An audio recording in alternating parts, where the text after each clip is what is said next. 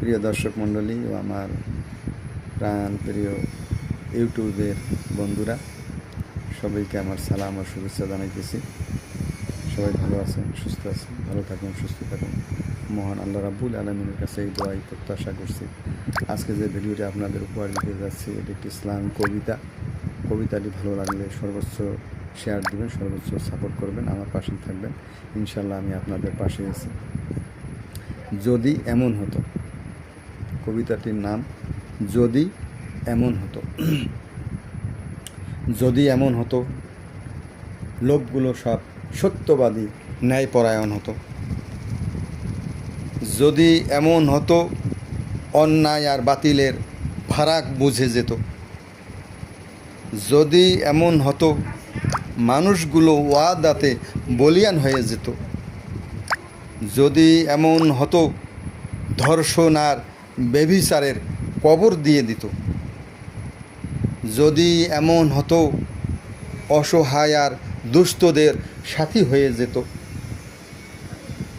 যদি এমন হতো, জালিমরা সব জুলুম ছেড়ে খোদায় অবনত। যদি এমন হতো, লোকগুলো সব খোলাফায়ের রাশিদিনের আমলে চলে যেত। যদি এমন হতো, লোকগুলো সব অন্যায়েরই জুলুমেরই কবর দিয়ে দিত। যদি এমন হতো,